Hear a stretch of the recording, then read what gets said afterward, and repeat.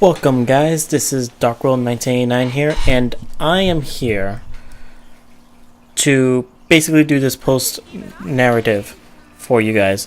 Well, I should say post commentary in a more accurate sense of the term. This video originally was about an hour and 30 or an hour and 40 minutes long. I had to cut it down to only to the actual battles I like to actually show what I really need to show. Overall, it's not too crazy, I guess. It is, I think, around a 26-minute video roughly right now, maybe 27 minutes. But just to give you a little insight of what actually happened, so that way I don't have to talk for an hour and a half, because I tried doing this 3 times already, and my computer seems to hate me at this point for trying to do this video. So I've tried to do a commentary for this video 5 times. First time I was actually able to upload it to YouTube, but then YouTube said, you have a copyright strike on it. And then it also got banned because there's swords and violence in the game. So they banned it from all United States, which is a majority of where the people watch me. So thank you, YouTube. You're doing a great job right there, in corporate. With all respect, you're doing a grand job, honestly. Ban people's videos that, go to their subscribers that live in the place where you're banning the video. Good job. But let's go with the fact of what this video is about. As you're gonna probably see from the grind, the title I should say is the grind session of the heck. I was originally going to live stream it, but again, like I said, since my computer seems to hate me at this point for trying to do an hour and a half video to prove to you guys that it's totally possible, I'm just going to kind of run through what I've done, what I did during the hour and a half, so you guys can actually understand what it was and what it actually happened to be about. Now, let's go over some key terms. So, some key points, I should say, not key terms. So the reason for doing this grind session, first one, was to make the Let's Play easier story-wise. That doesn't mean I'm not going to have to do more grinding. There's still going to be all the side quests I need to do. I still need to finish the Mecha Grunty side quest, because even though you see me feeding him gem spheres, I did not complete it because I actually want to show that to you guys, how it's a fast way to actually do that. And I'm going to show you. There's a really quick method. It uses a little exploit in Makanu. It's not really an exploit. You still have to do the work, but it's a nice little exploit in it. And as far as, how should I put this? As far as the game is concerned, when you beat the double gang the first time and you get his 2 beginning weapons, which is Hane's Invasion and Hane's Shadow, it makes the grind a lot easier. It's not really as broken as it could be, because I don't have the 3rd weapon that I could get from my shadowy handsome self, because I need to fight him again after the job extension anyway, which the job extension is really far away in storyline right now. It's, God, I want to say at least 20 hours away story-wise before I even attempt to go for my job extension. Not that it's not going to be a problem. I'm after this grind session, I'm at level 100, so it's clearly not a problem at all. So things to keep note. I guess they kind of tweaked this for the revision of the game, which I was kind of saddened by, because I specifically remember the Demon Awakening, which is the magical awakening that you can use, that I used to spam a lot in Volume 1. And in the original trilogy of this game, it was the stronger awakening by far than, compared to the 2 of them. But for some reason they nerfed it pretty badly attack wise, because originally it was a complete AoE effect of a spell, where now it's kind of it takes the element that your enemy is weak to, and it just keeps firing direct shots at that one enemy. And then once that enemy is dead, there'll be some splash damage to the side enemies, but for most part it just doesn't work that way in the game. it misses a lot more than what it should. So I had to end up using the Beast Awakening for the Twin Blades and for majority of the broadsword, just because it was more effective to actually level up my skill weapon.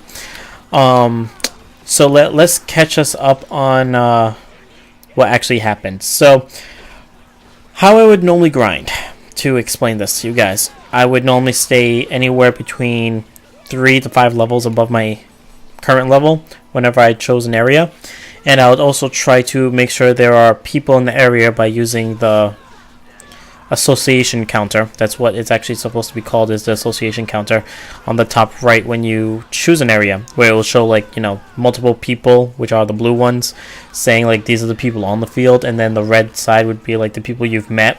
You always want to try and get more numbers on the blue side than on the red side. But besides that was part of, you know, part of the grind, because it makes it easier for the Bikeman quest. So there's that. Every area I went to, I made it a mandatory thing for me, even though I know I didn't have to go past 1,000. I went way past 1,000 for Chem Spheres. I want to say I probably got somewhere around maybe 2,000 to 3,000 before I really stopped trying to grab Chem Spheres, unless I was really running low, or I was actually using them because I was going into dungeons a lot more. But then that didn't really seem to be too much of an issue. When it comes to the Mega Grunty, like I said, you know, we probably got close to halfway of the Mega Grunty side quest without even doing the quest that we're supposed to be doing with Sylvis and Gaspard. So there's that. End up fighting a good fair chunk of PKers. None of them were chaotic PKs because we don't have the Hunter's license, and they don't really activate unless you have the Hunter's license, which is kind of nice. There is a like 0.8% chance, I think it is, that they can actually spawn in as a chaotic PK, but that is so small of a chance. It's less than 1%. It's very rare that's going to happen. You would have to do at least 200 PK battles before you even got that 0.8% chance to spawn a chaotic without the actual keyword or your badge. So you don't have to really worry about them all too much. And most of the time while you're grinding, you have a party and an extra person. You can kill the chaotic PK if they actually came into you. But most of the time, the regular PKs, they're not even a problem. The other thing is the monsters. Things about the Ryu book while you're doing the grind session to keep in mind. Try to go with different area words and use different area words. And I'm going to explain in a second why. But mainly it's because different keyword combinations make or break your area. What I mean by that is like you want to at least try to, even though I know personally elementals don't matter in the game, when it comes to your area and if you're looking for a certain item, they do matter. So like for instance, say in one area you went to, it was an earth type, and you got a simple earth bracelet or necklace or whatever, right? Whatever the accessory is. And then you're like, oh, okay, cool. But then now in your head, you should be like, oh, there's a water one, there's a fire one, there's a light one, and there's a dark one. Right? So you would have to go after those to kind of fill up the Ryu book. And that's the other thing. The Ryu book, you would want to try and kill everything that you can in the field or in the dungeon, just because it's in your best benefit, so that way you can actually max out the Ryu book. Like, I personally maxed out my arena Ryu book already. I am about halfway to maxing out the actual gift exchange, or trade exchange with people or party members for that matter. And that's an easy thing because I'm almost close to maxing out my money after this grind section, and before the game is even over, I'm pretty sure I'm going to be at the max money limit for the game before this volume ends, which is going to put me in a really, really good position in the third game and possibly in the fourth game, because I'm pretty sure that in the third game, money isn't hard to come by at all, unless they change that. Like a few things that they changed. They also changed a few of the monsters that spawn in certain areas because of my book that I kept as a kid that I made, like typed out things as I went into the areas and monsters I could find into those areas. Some of the monsters have changed, not all of them, but there's some distinct ones that have changed. So if you do have a list, you're gonna have to update it. I had to update maybe a good 30 monsters during my actual grind session, which again, it's normally not a problem, but it's something that you should, keep in mind that does change too. So stat wise, so by the end of it, Haseo was a little bit around 2200 health, and I want to say like 400 or 500 SP. I'm not particularly sure about that. I'm pretty sure it's somewhere in the high 300s to like low 400s. I want to say at the most, and even then, that's pretty decent. The weapons I got from my double ganger. For the twin blades, it was called Hane's Invasion. They have a 25% chance for a more higher critical percent chance, which is nice. It also has an HP drain. For every regular attack, I take 10% of the attack that it would do to my enemy and add it to my health, which is nice, so I almost never die unless I'm being stupid and reckless. Then there's also a confusion status effect where it has the stipulation where if it has a 10% chance to inflict confusion on my enemy unless their level is above my reach. So above my reach, it would be like 5 levels or higher, which I tried to stay within the 5 level marks. So it was almost constantly going off, and including if I wasn't in the level, like close to them, I would be gaining that level or 2 anyway that I needed to be close to that level for it to activate. So then it's not really an issue either. For the other one, for the broadsword, it's called Hane's Shadow. That one is probably a little more useful and a lot more broken from all 3 of the weapons, in my opinion. That one has a SP drain.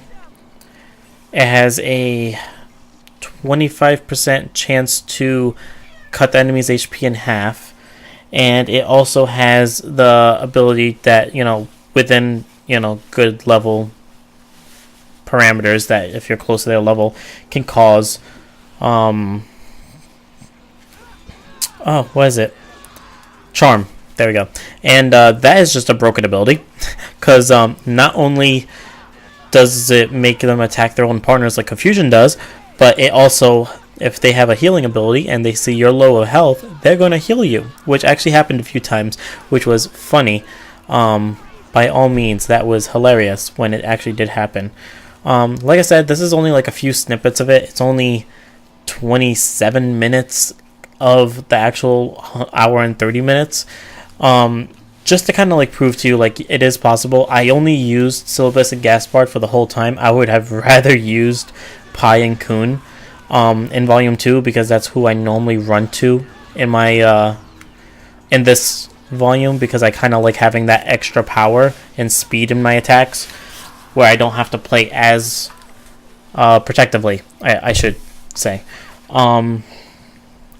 So for that instance, I'm not a big fan of having Syllabus and Gaspard again as grinding partners, but Syllabus does keep up with you quite a bit, and if you do have Gaspard on life support, he does take care of the party, but just note he's going to eat through his SP. If you have him on free reign, like he could do whatever he wants, he will also use his SP recklessly to do a shit ton of magical damage. He will just spam spells. Syllabus, I normally always keep him on free will. It's just what I do, and lets him keep up with me. And his AI is kind of smart. He doesn't really use up all of his SP, but if he's fighting a particularly harder person that he knows he's at a disadvantage with, he spams his skill. Just letting you know. As far as I'm concerned about like how I play, I was very in the enemy's face. I kind of like to get up close and just keep smacking them to no end, and that's just how I do things. It's probably going to cut off like right around here, I think, into the next scene where I'm actually using the broadsword and everything, so you can actually see that. And again, it's a nice little thing. You know, I didn't want to make the transitions too clean because, again, like, the computer has been giving me issues for stupid reasons. Because I am using a program that I haven't used in 3 to 4 years, and there's been no update to it, and it's finicky as all hell.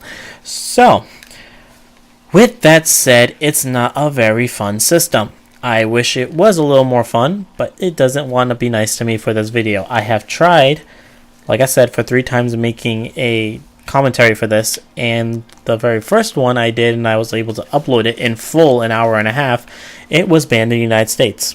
So, with a copyright strike, when I'm not even monetizing the video, for whatever fucking reason. I guess the person was like, he's using a music video, he's using music in this thing that he doesn't have copyright claims to, even though I'm not monetizing the video. I can't monetize. I'm not in the partner program anymore. Not even when I wasn't getting any money for it because there's more of a hobby to me. But, you know, this video was made for the people who, when I was going through volume 1, and I did right in the beginning, I said I'm going to do a grind session off camera. And they took that as, oh, he's just going to, like, start new because he can't hack it. No, I can definitely hack it. Like, this is pretty much proof of, like, I am slowly leveling up my characters. And it does weigh on you mentally after a while. I did have to take, like, maybe a 20-minute break in it just to, like, go get something to eat. Again, it's not that it's bad, it's just, you know, shit happens. So, like, on screen right now, you're going to see me using the broadsword almost exclusively at this point, just because, again, now I'm working on its skill level. So, back to the actual mechanics.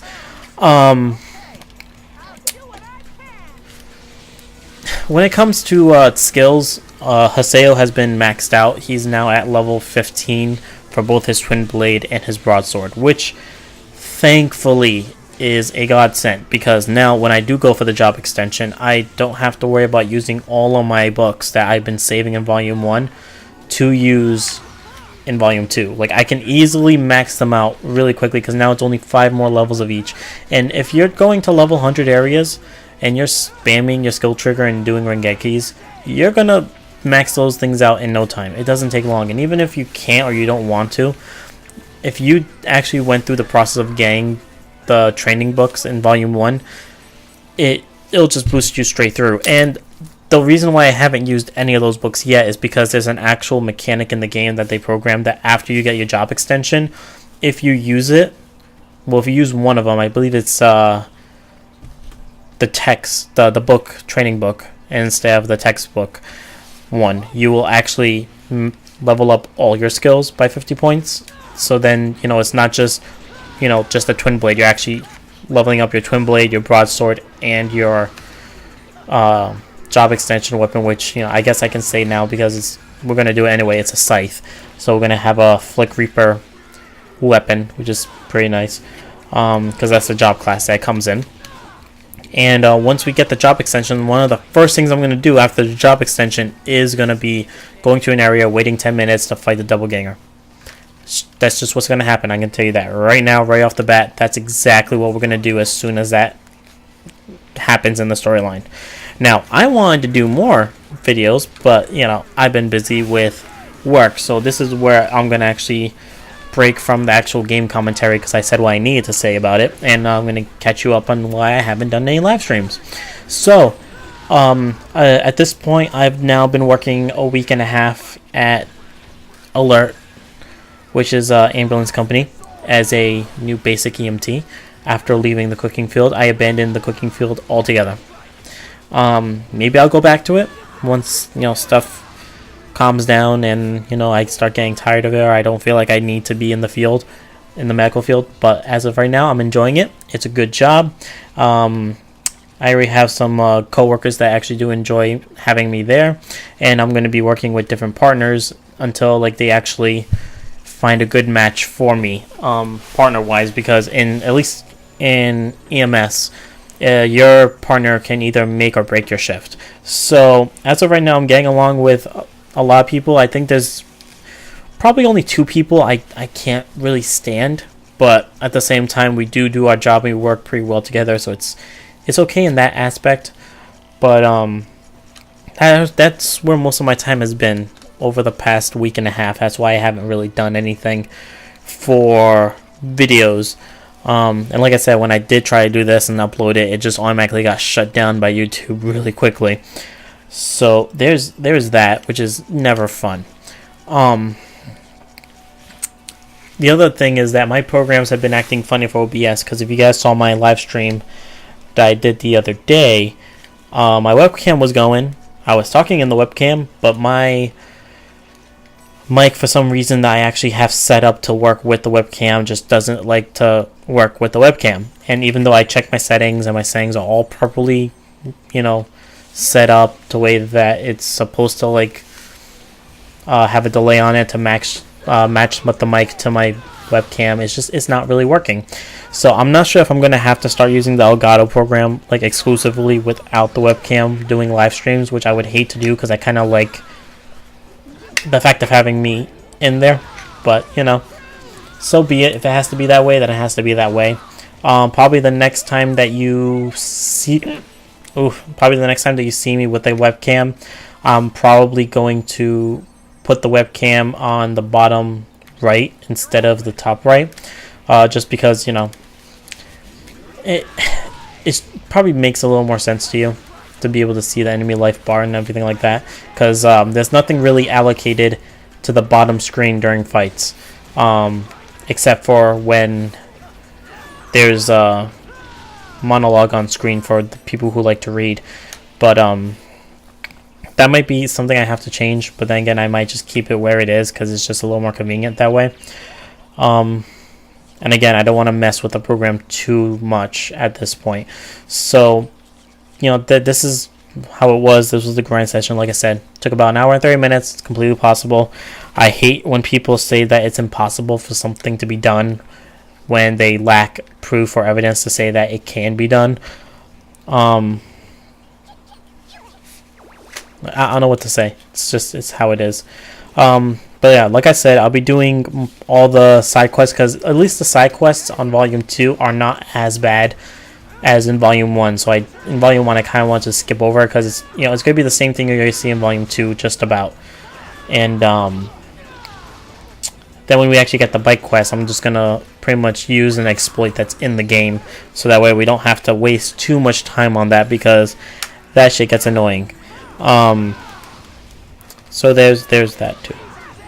So with that said, the video's coming to an end, and I hope you guys enjoy the video and actually understand that, when I say that I'm grinding off screen, it's for a reason. It's not because of the fact of making it up so that way to save time or to not show you things. It's because it gets monotonous. Like, even for me to have to cut out an hour of the footage so you guys can actually get just like the basic gripe of like me putting the area words in and staying a little bit above my area, well, my level cap for it, which I would normally, and my best advice would be to stay within 3 to 5 levels of your current level, because if you actually kill everything in the level or the dungeon, you will become the level of the area.